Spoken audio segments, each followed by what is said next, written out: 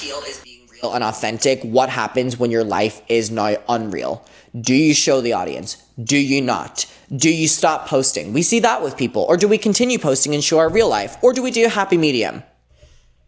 I can't imagine the pressure that is on these. So speaking of that, especially your whole appeal and everything, especially being a social media influencer, what got you here? Like, what?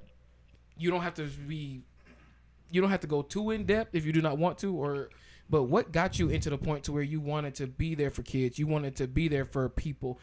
Like, were you not just necessarily a spokesperson, but you wanted to be a pillar for them to be like, hey, it's okay to let them know how to express themselves?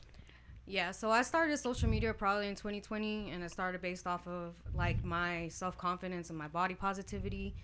I was able to influence women to like wear things and like just like themselves. And then there came to a point where I was like, do I even really like myself? And I'm just putting this out. And yes, am I doing this for what type of attention? I had to like kind of reflect on myself, how I was putting myself out there, and with being a mom, like, what do I want to do now? Is this it? And then I went through depression. And I've said this before, and I've been pretty open about that journey that I almost killed myself last year a few times. And then it got to the point where you speaking it, and you think it's a joke within yourself, but you really are lost. Those words and those thoughts shouldn't come so frequently. Yes. To where I was like, yeah, I'm speaking and I'm doing all this, but I'm not showing up for myself. And that's when I started therapy. And I had to take back from my job, go to these classes, and these classes are simple. Simple is as much as breathing, as much as like finding yourself a hobby, things like that you don't really think about because you're so busy thinking about everybody else.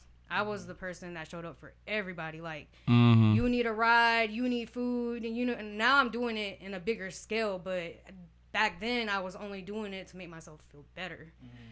But it wasn't really making me feel better. It was making me feel stressed because I'm just like, all these people are ungrateful to me and they're not doing it for the right reasons. And I kept finding a why people do this. But it's just me because I'm giving too much of myself to people. I had to step back, learn how to take care of myself, and learn how to take care of my family before I came back out here. And I was off of social media, I believe, maybe like 5-6 months where I was like, I cannot post nothing. Like, and my content was crap.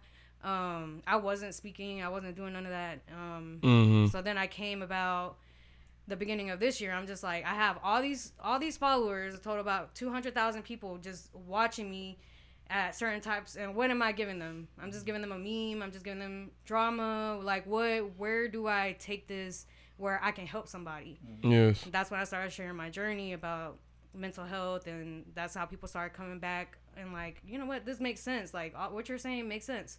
And that made me feel better because now I know that when I am saying something, even if it's 10-15 people who just watch that, those 10-15 people took something positively into their day. So that's where I'm getting here till now. Start with the kids coming back, these kids that just were in the situation where they were in the house in Douglasville and they were eating roaches and stuff. Yeah. And I made a video that they're like, okay, why didn't they say something if they're just eating roaches? If you live in something so long, this is what you know. It becomes normal. Yeah. Ants and roaches, that's their dinner. That's what they knew. Like, they not looking for nobody because that's what their mother normalized. And a lot of people fall into trauma when they get older because of their parents, not because they're bad parents, but that's all they knew and that's all their parents knew. And it takes, like I said, accountability within an adult to be looking around and being like, this ain't right. This ain't normal. This ain't right. Like, it could be so much simpler, and we don't make it simpler. So, my bad. No, go ahead. But the thing I want to ask is, do you think during that season of you experiencing all the depression, then having to go into therapy, we're advocates for therapy because we're in therapy. So, but do you think during that time you, like, what I'm hearing is you now have found your voice, right? And like, this is like purposeful to you. So I feel as though you're adamant about saying things because you once knew what it was like to not have a voice, and now you're able to express that. Like, am I like, yes. Okay? So the question I want to know, like, how important is it to you now to be able to express those things when back you couldn't? It's very important now because I see what change it made in my family, what change it made in my kids, how they made a whole turnaround just by me not judging them, just by me having a little bit of extra more questions throughout the day, a couple more check-ins, because I think that people feel like because we're adults, we don't check in. Because we're adults, these kids got to go to school. They got to make sure their grades great. And when they come into life situations in school where it's somebody saying something continuously, or a teacher say, get to the bottom of it. Like, we just kind of brush it off and be like, well, just go to school. Like, I got all this on my plate. That's your only job. Yeah. That's a lot. And I think that maybe all of us in this room probably grew up in the same mentality because our parents only knew how to go to work. They didn't have that education probably. They didn't, but we do. Yeah. We done went to school, we done graduated, we done lived the trauma. And now we're stepping into 2026. We don't have to keep repeating that. Like, the kids, their opinion matters. What they go through matters. How you walk them through while they're in school, through those situations. Like, my daughter has a situation. So-and-so said this to me. Why did they say it? What did you say? Tomorrow when you go to school, you're going to say this to them and then circle back. It's a coaching process. Like, you can't expect them to be like, oh, yeah, and then that's how it ends up into a fight because you didn't teach your kid what to say. Yeah. You didn't teach them how to ignore something. You didn't value them on that day or give them any type of, like, encouragement for their confidence. And I feel like this is just a repeated action within too many households. Even when I step in and I'm so observant when I go in grocery stores, I'm just like seeing how people communicate and act with their kids. And a lot of people go straight to spanking. I don't gotta spank my kids. I haven't. Straight A, advanced. I haven't had to do it. I have been that parent, but when I stopped it and like I said, did a little bit more work with them myself, put them on schedules, put them on goals, put them on valuing themselves. All that stuff is part of being a parent too, and we expect them to do so much. And it's not even their job. It's not their job. Like, we chose to be parents, and it's our job to figure out their personalities, because not all kids are the same. Yeah. Figure out where we're going to guide them to in school, like I said, and then who they're going to be when they grow up. Am I that reflection of who I want my kid, or am I just pushing my kid to be somebody because I didn't get there? Am I showing that example of who they want to be? That's real. That's real. With you being an advocate, because I'm going to say advocate because most times advocates, they stand in the way of the bullets. I would say, how conscious are you of the content that you do put out? It's just like, you be like, oh, maybe one day I'm just going to be controversial, not saying that you are, or it's like, I'm just going to speak my mind, and if you rock with it, you rock with it. If you don't, you don't. When I come into my content, one, I'm trained for this because I'm going deeper into, like, mental health trainings, how to communicate. So it's very much what I'm trying to put out is educational, and then some of the things that I throw out there is to see how people are going to respond. I might throw out something about so you're baiting. So sometimes you yes, bait. I do rage bait. Okay. I rage bait to see their responses about immigration, about how they feel about kids talking to each other. I think probably like 2 weeks ago, I put something out about how words matter, and words are a big part of the reason why people are out here. I do those things on purpose because I know there's going to be, especially on Facebook for some reason, so many people that are like, well, just whoop their ass, and like, yeah, and that shows the ratio of emotional intelligence that we have in this town. People out here are heartless. All towns. All towns. Whoa. All towns. But I get what you're saying, though.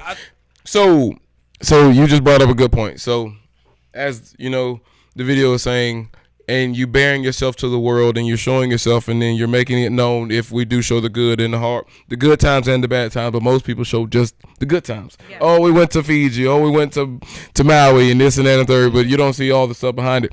Do you bear your fangs, your life, sometimes? I do. To the world? Yeah.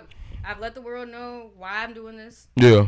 So this is probably like my third time publicly saying that, I almost lost my life to depression. I know a lot of people feel that way and they don't say that way, that they feel that way. or they feel lost. And I've shared that. I've shared a lot of mental health help, resources, places people can go, and that's where I'm trying to build now, because where I was going to was a group therapy. So now I'm trying to step into doing my own group therapy. Yeah. License people, because it shouldn't take, like I said, that much to get there. I want to normalize it. I want people to think it's cool. Like, hey, like, you're a mom. We're all moms. Let's team together one day and see how we can be better moms. Yeah. We can hang out on the weekend, go to the club, do that every single weekend, get another man, whatever. Like, some of y'all been arguing with men y'all whole time y'all had kids. Like, are y'all not tired of that? Like, at this point, I know I am. You can't get nobody to act right, and the last people that are still standing is your kids.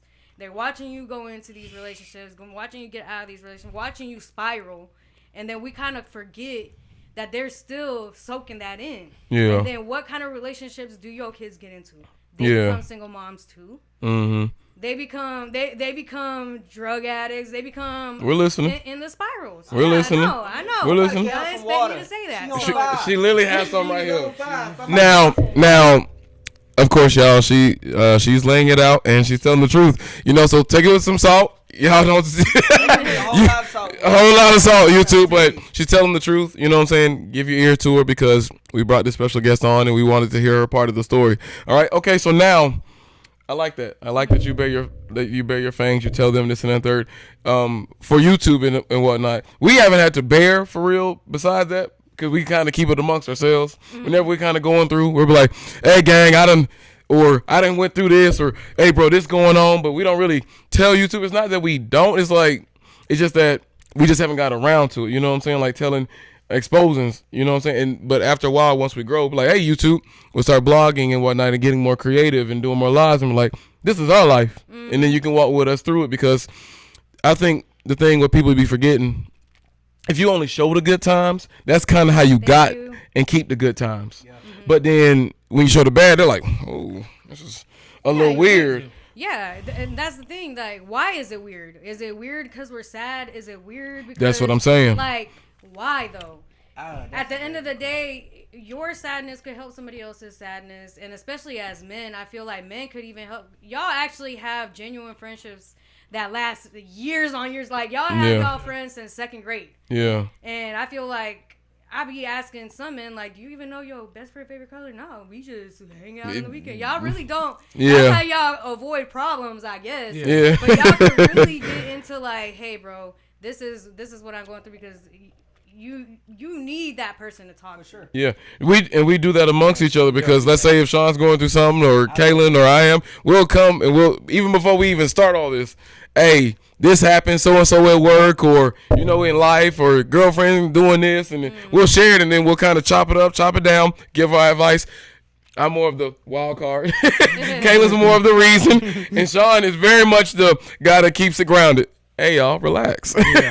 So that we all kind of got our different dynamics, you know what I mean? Yeah. But we definitely do hash out some of the things that go on situations in life, because sometimes you can't beat it. So talking with it amongst others kind of help you get through it, And I think the thing is, like to Camp's point, like, it's okay for us to be vulnerable with one another. Yeah.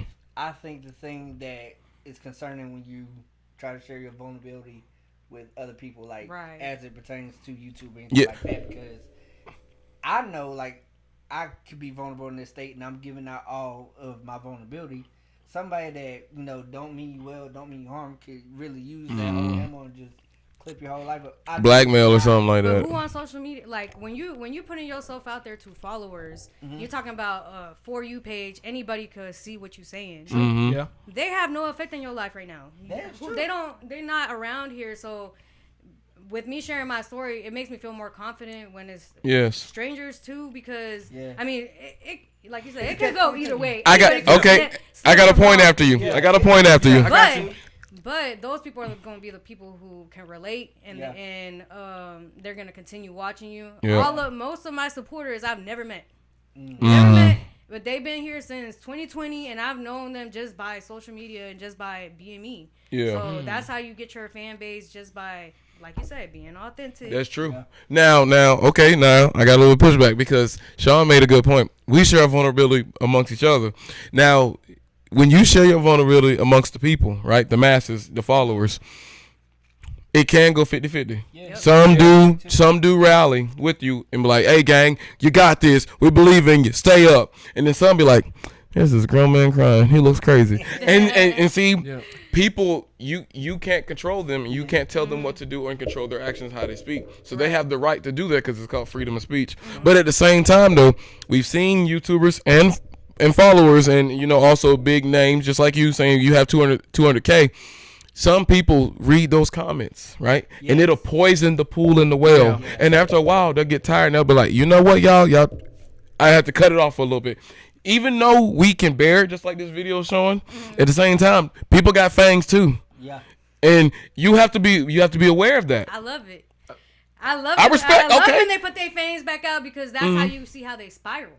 They spiral in them comments. If I've been there, like I said, I've been bigger. I've been called everything in the name in the book in here. People have messaged me and told me to off myself. A lot of people are not nice. See them fangs. They call me attention seeker, whatever. Yeah. First of all, yes, you do need attention to push whatever I have out. So yes, I do want attention. Yeah. But it, like you said, it's controversial because people are like, you're stirring drama. Yeah. But I'm making y'all uncomfortable because somebody might not say it in this way, and I did, and it pushed your buttons. But why is it pushing at your buttons? Why did it get you this far that you 75 comments into a random person's video, and you done spent your whole 3-4 hours here, and I'm over here responding to you by ChatGPT. That's true. That's true. It takes self-awareness to see that, and they lacked it. And that be my test out there, and they just be like, okay, well, you just failed the test. So you don't mind them biting back? Is that it? Huh? You don't mind them biting back? That's it. No, I don't, because I'm gonna be right back there, but I'm not gonna let them get me to where they're at, where they're calling me names, where they're calling me to the end of it, calling me a bad mom. Okay, I know I'm not. That's crazy. So I know I make money, so. Okay. So now I want to speak to that right there, what you just said. Has there been a point to where they did get to you?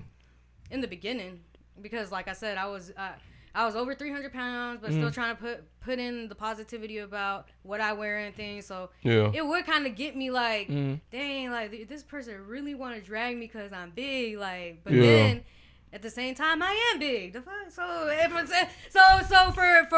for me, that's my accountability. Everybody's not gonna like me. Yeah. Everybody's not gonna like my body type. Some people like skinny girls. Some people like big girls. I'm just not their cup of tea. Yeah. And it just had to be within myself, rethinking like, I don't know this person. This person is not in my face. Yeah. And then when I started thinking about that, I'm like, well, I delete these comments. Let me just leave them, and not because when I leave them. Here come my warriors. Hey, fighting back. Talk to her like that because I know her in real life. And so that got me to be like, all those, not letting those words get to you. Even though I do say words matter, but not everybody has the self-awareness that I do. Yeah. Some people do put that one video when they were feeling themselves one day, and then they take it off because people are just mean. Yeah. But I want to get them to be like, well, don't care about them because you're stopping yourself. The internet is an avenue. No matter if you're a small business, no matter if you're a dancer, whatever you're doing, you have to put it on the internet. Yeah. If you're not putting it on there, you're losing. I agree. You're not getting nowhere. And like I said, we were talking about before, the mental health. Everything is flyers. Everything is let's show up, and it looks scary. So having a familiar face, explaining what they actually do there instead of just, hey, let's come, because everybody thinks mental health is medicine. Yeah. It's not. Mental health is your mind and how you feel and how those emotions make you feel. Yeah. And then if you really get that far, then the medicine comes if you have to. But there's so much that's so controversial about mental health that people just don't sit there and just step back and again be accountable for yourself and your feelings.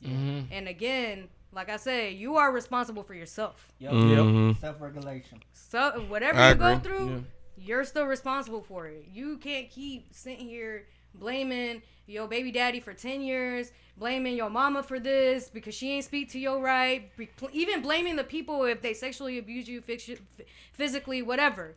You, like I said, can still add on to that just by not being aware, just by you're going to keep putting yourself into that abuse. Yeah. And it's a repeated cycle because you're still blaming them instead of taking yourself away from those situations and putting yourself, like, right now, I know my circle, I'm not getting together with my circle every week just to smoke and go to the club. I'm not getting together with my circle to talk about XYZ person. I'm not, like, whoever you need to change your surroundings. Sometimes you might just have to let that homeboy go or your homegirl go. Yeah. If your homegirl is always getting into situations where they can't keep a job, they can't have a car, they leaving their kids every weekend, you do not need to be around that person. That's how you keep yourself in cycles. That's how you keep yourself in jail. That's how you keep yourself sad and unaware. And that's, like, it is so simple, but let's grow up. We got to grow up. It can get tiresome. Yeah. I think some people at that moment, which if like how you just spoke to the circle thing, some people, like, you become, it's like they're aware, but they just don't acknowledge. Some people are comfortable in chaos, and when you stuck, like the people, like the folks on social media, is there a point in a time, do you ever troll them, or you ever be like, you know what, let me just go bug somebody today? Because with people with chaos, that's how you get them to come back to your following as well. Because, like, I don't always have to push this positive. If I can still troll you and still get you to come back, you sitting there in 18, 20 something comments, you're still running up the likes, you're still running up the views. Yeah. I guess yes. Just specifically with this one girl, which her mugshot just came up on Carroll County, and I did like it, and I said, go ahead. Let's not expose, but go ahead. Yeah, go. Say no name. All right, I'm not saying no name. All right. I'm just gonna tell you the action behind it. This person says that she's healed. She says, I can't bother her, and my life is XYZ terrible. If I can like your mugshot and say, dang, in the same cycle, praying, and you can come back here, you done unblock me to curse me out, to make me look bad and whatever over your situation. That's not controlled. That's chaos. It is chaos. That's chaos. And again, I might be doing that again, rage baiting, but again, just to see how people react. Yeah. Because I don't have to curse you out to make you mad. All I gotta do is, 1, succeed, and 2, be a good person.